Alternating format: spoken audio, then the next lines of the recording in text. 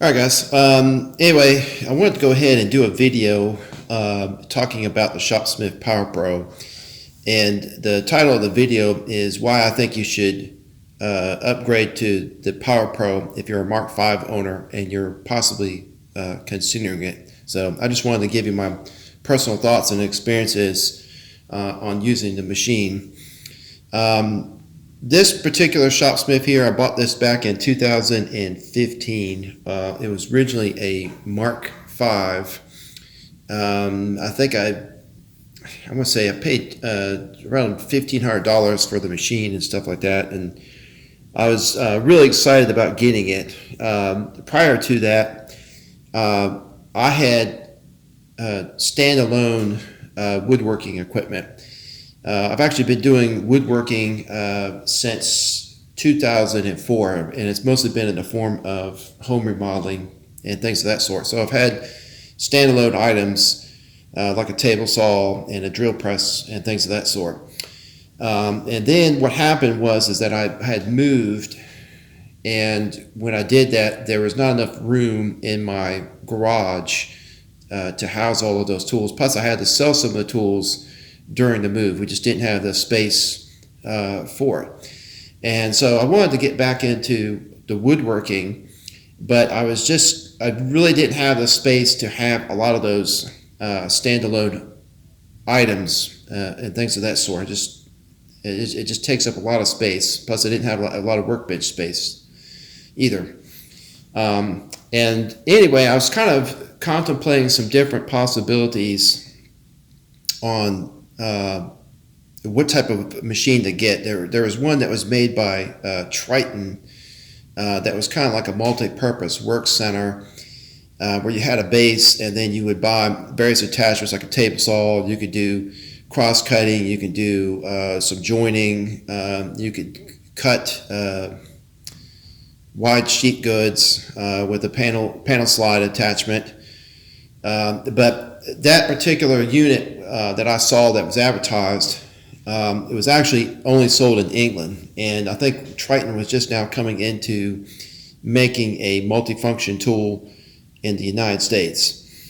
Anyway, so that kind of ruled that out, and then I kind of was going through the YouTube, and I came across Doug Reed's video where he was talking about the ShopSmith and his demonstration. He was using a Power Pro, and I really liked the demonstration. I really was impressed with the features of the saw, as well as some of the other features you can do with the headstock, like drill press, the shaper, the router, disc sanding, the bandsaw, and things of that sort. And it looked like a very well built machine, and I was just, like I said, I was just really impressed with it. So I kind of did some shopping around.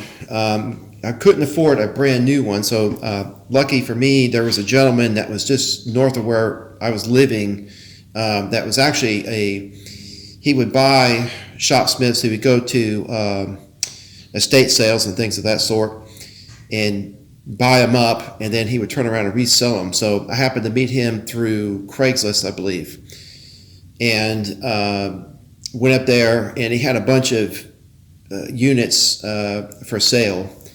And anyway, I came across this one in particular that he had, and it was just the right price for me, and it looked like it was in really good shape, and it was a Mark V unit, meaning that it had the old speed dial, not the digital, the digital variable reluctance motor.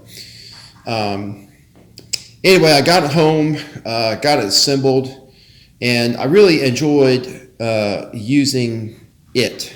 I got to used it quite a bit for projects and stuff like that, off and on.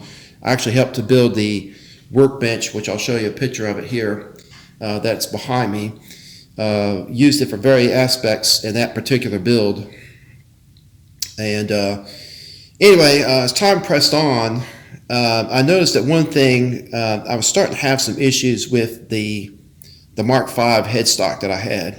And one of the problems was that the motor just was starting to rattle really bad.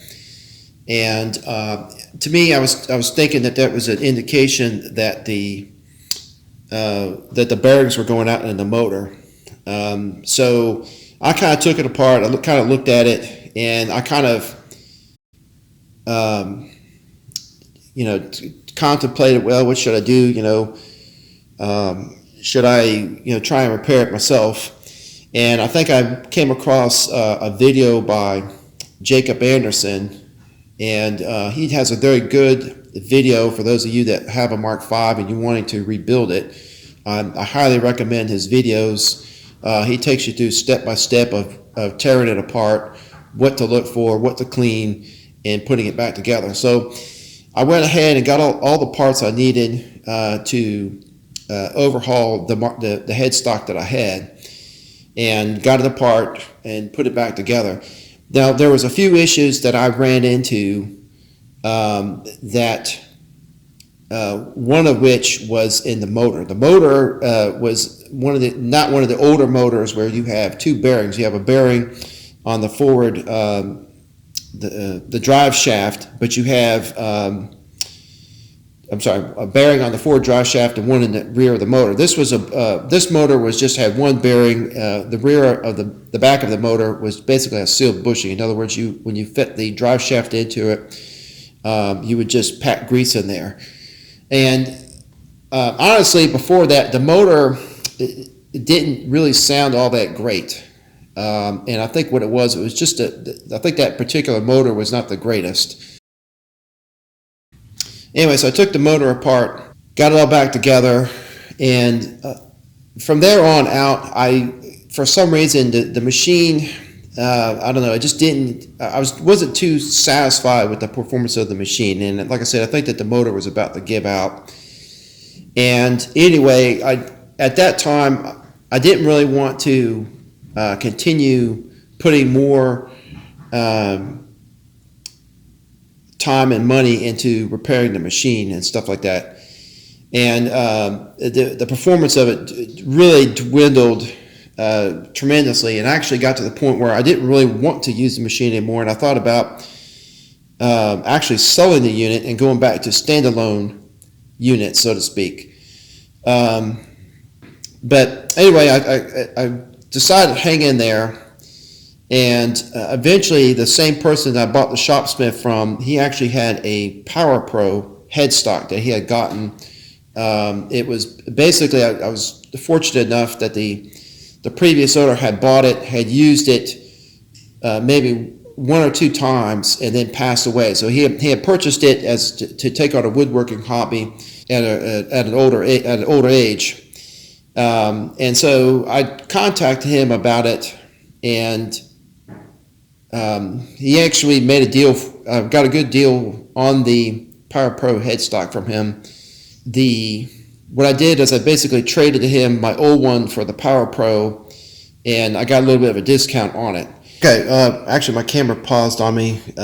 For some reason, stopped working on me. Anyway, the old Mark V machine, when I put the accessory pieces on there, which act as heat sinks, the machine got super hot. And another thing that I noticed too is that the spring that is on I guess the main shaft there that I guess it connects to the quill. I'm kind of at a loss for words here. And also that little spring right there, constantly, no matter what I did to align it, it always rattled against that shaft, so to speak. And as you powered the machine up, the whole machine vibrated. Plus, too, there was other issues that I had later on with the speed dial. The newer speed dials, the gears and the teeth, the gears in the speed dial were made from a little bit softer material. And actually, Jacob Anderson recommended, there was a gentleman, I think, out there in California that actually repairs those. And if you'll send him his old speed dial, he'll give you a new one in return with a steel teeth, I think. I had issues with that. But anyway, the machine is a lot quieter than the old Mark V. Another issue that you don't have with the Power Pro is that when you're using it, a lot of times if I'm powering through a cut, like on a table saw, and the saw starts I wouldn't say bind up, but starts to draw too much power, it actually would pop the circuit breaker. In fact, it would pop the circuit breakers quite a bit, and that's something that other ShopSmith users had issues with on the older Mark 5s, so to speak. I could never run the ShopSmith as well as a dust collector on the same electrical outlet. It would just constantly pop. It eventually popped the circuit breaker, and it got to be an annoyance, so to speak. But anyway, like I said, this machine, I'm about to give you some demonstration of it, so to speak. And it's just a lot quieter. It's a lot smoother. When I'm doing a table saw function on it, it's just a pleasure to use. There's a couple features in the table saw mode. For instance, you could do just general sawing, you can do heavy ripping, and then my favorite feature is what's called trim cuts. I was actually making some shelving, and when I did a cross cut or I did a small rip cut, the trim up the edge, it was just the finish was just really nice and smooth. Nice clean cut. Awesome machine. Anyway, so let me go ahead and I'm going to move the camera over closer, and I'm just going to kind of give you, show you some of the neat features on the new Power Pro. Okay, this is the control unit for the motor. The motor is a DVR, that stands for Digital Variable Reluctance. I thought it stood for Digital Variable Resistance, but no, it stands for Digital Variable Reluctance. These are the buttons on the control unit. You have the on button, you have the off button. Then you have already some preset speeds here, and then you have a switch here to go up and down to change the RPM if you need to. And then over here you have some additional features. You have a lock button if you want to lock the machine out and keep other people. If you have young children and stuff like that, you can maintain a little extra safety.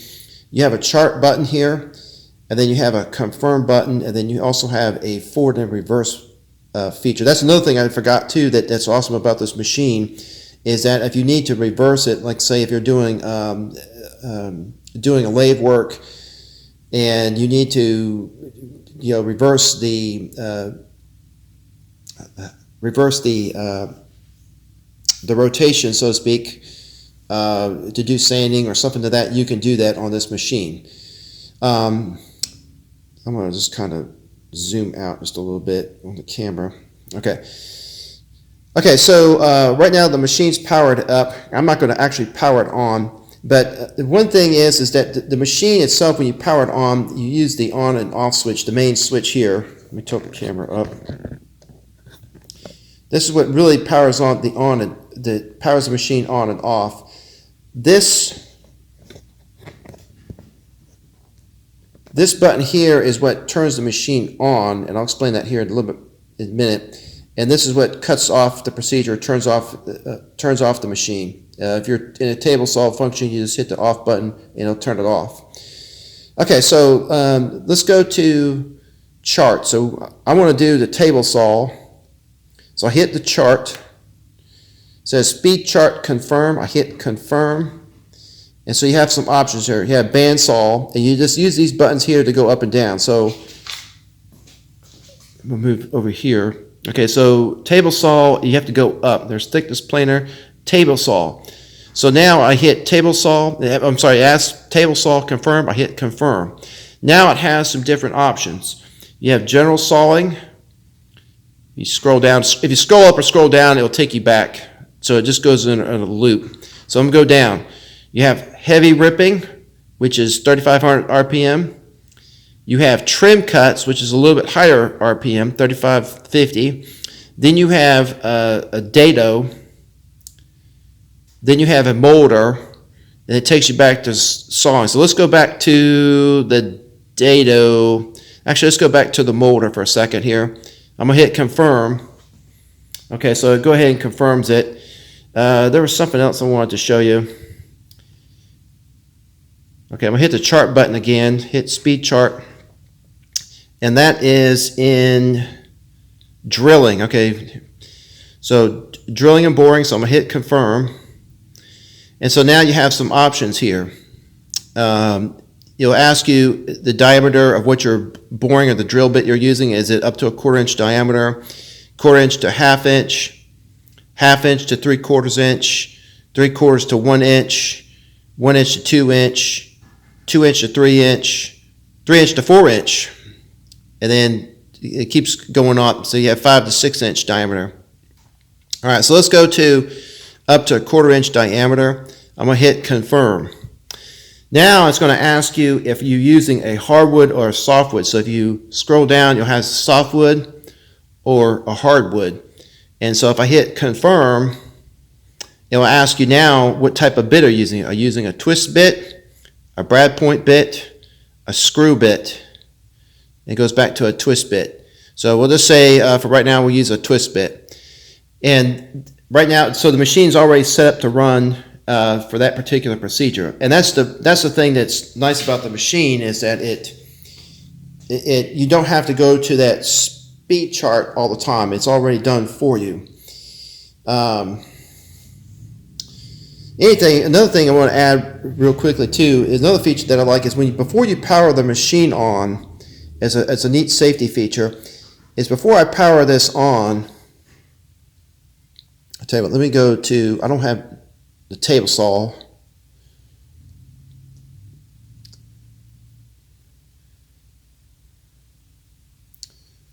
And I'm just going to select confirming. Okay, now to turn the table saw on, and I think this is a very smart feature, is that to turn it on, you hit the on button.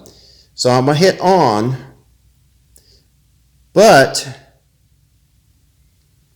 it's going to ask me to confirm, okay? So before I power the machine on completely, you have to confirm the button. So it's kind of like a little tap on the shoulder. It's like, hey, do you want to use this feature? And it's like that extra, gives you that extra bit of time or so to think about what you're doing. So if I hit confirm, it will power the machine on. And then when I turn it off, I just hit the off button. So I got everything set up here. I'll just power this on real quickly for you to show, or to get a visual on it. So, okay, confirm. I'm going to hit confirm.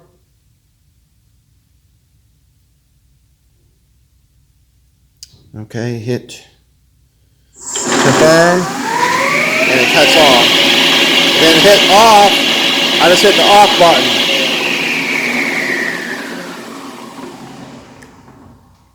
Hit the off button. Alright guys, anyway, that's it for this particular video. I just kind of wanted to do a demonstration of some of the neat features of the Power Pro headstock. I will say that using this machine is a night and day difference versus the old Mark V headstock and that type of technology. This machine is a pleasure to use. I definitely enjoy coming out here and setting up the ShopSmith to do a woodworking project, and I couldn't be more well pleased with using it. And so I think if you decide to upgrade your headstock to the Power Pro technology, I think that you will definitely be pleased with that purchase. So anyway, that's it for this particular video. If you could please hit the subscribe button. Also too, leave a comment below. Let me know what you think about the ShopSmith Power Pro. For those of you that own one, or let me know about, leave a comment about the Mark V if you own one. Also too, if you could hit that like button. Anyway, that's it for this video, and I'll catch you later.